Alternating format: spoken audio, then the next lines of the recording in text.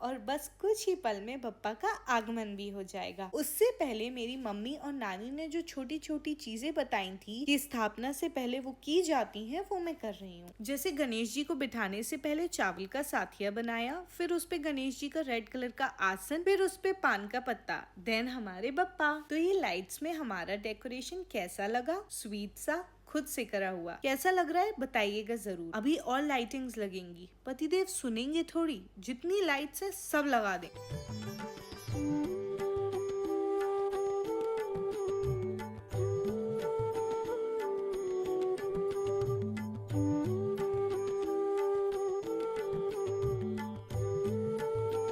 अब ये कुछ पान और फ्रेश फूलों का डेकोर। वैसे तो मैं ये पान के पत्ते अलग सजावट के लिए लाई थी, बट वो अब होता हुआ नहीं दिख रहा, तो सोचा जहाँ खाली खाली लग रहा है वहां ही कर देती हूँ। मुझे नहीं आती सजावट वगैरह, मैं तो बस अपने मन से जो अच्छा लग रहा है वो कर देती हूँ। कभी कभी मुझे ही लगता है शायद इससे अच्छा स्कूल का बच्चा कर लेता, पर फिर लगता है कोई बात नहीं, मन सुंदर और साफ होना चाहिए, वो मेरा है। डेकोर तो बप्पा को सब अच्छा लग जाएगा। और ये देखो, मैं नहीं मानने वाली, मेरा बहुत मन था ये भी कहीं लगा ही दूं, बट पतिदेव के आगे मेरी चलती ही नहीं है भाई। उन्होंने मना कर दिया तो कर दिया। मुझे ना बहुत सारे लोग बोलते हैं आप इतना बोलती हो, आपके पति कम बोलते हैं, तो रिश्ते में तो आपकी ही चलती होगी, वो तो सुनते होंगे, मजे हैं आपके। पर सही बताऊं तो ऐसा कुछ भी नहीं है। मैं बोलती ज्यादा हूँ, मुझे बोलना पसंद है, पर इसका मतलब ये नहीं है कि मेरी चलती होगी। मेरी कहीं नहीं चलती भाई। शादी से पहले भी उनकी ही चलती थी और शादी के बाद भी उन्हीं की ही चलती है। और ये लाइटिंग लगा दी पतिदेव, नहीं माने वो, उससे पूरा अंधेरा अंधेरा वीडियो में हो गया। पूजा की थाली, कुछ फल का प्रसाद बप्पा के लिए, और आज लड्डू का भोग लगाया था, जो कि फिर मम्मी के यहाँ से आए थे, क्योंकि मुझे लड्डू बनाने नहीं आते।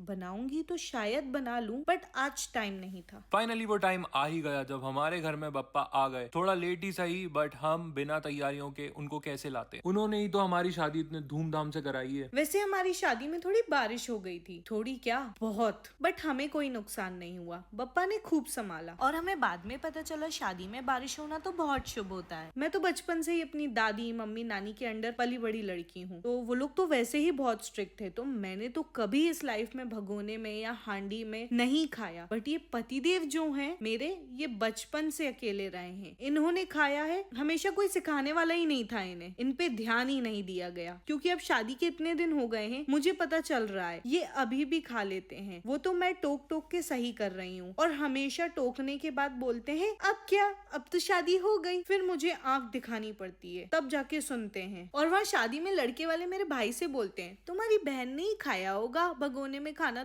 उनकी शादी में बारिश हो गई। अरे इतना ध्यान अपने घर में दिया होता ना तो बहुत अच्छा होता। खैर हमारी शादी तो बहुत अच्छे से हो गई, बस मेरी एंट्री रह गई, मेरे दूल्हे का स्वागत रह गया। पर जल्दी ही दोबारा अपने लोगों के बीच शादी करके वो भी पूरा करेंगे। ये हमारे कलश की स्थापना हो गई, अब पूजा करेंगे, पूरी तैयारियां हो चुकी हैं। ये क्यूट सी सुंदर सी मोती की माला हम अपने गणेश जी के लिए लाए थे। ये फल का भोग, और मुझे बहुत पसंद है कलर। हमारी झांकी में एक भी कलर की कमी नहीं है, तो जब बप्पा पर अबीर गुलाल लगता है तो वो और भी सुंदर लगने लगते हैं। और ये फूलों की माला। तो इस तरह किया हमने अपने बप्पा का स्वागत। आपको कैसा लगा बताइएगा जरूर। मेरी तो नजरें ही नहीं हट रही थी बप्पा से, बार बार बस उनको ही देखने का मन हो रहा था। कितने भोले, कितने प्यारे, सब में मान जाने वाले मेरे बप्पा। कोई भूल चूक हुई हो तो माफ करना। बप्पा आपको किसी की नजर ना लगे, मेरी भी नहीं। और ये पहले दिन मैंने मावा के मोदक का भोग लगाया, और दूसरे दिन आलू सूजी की पुड़िया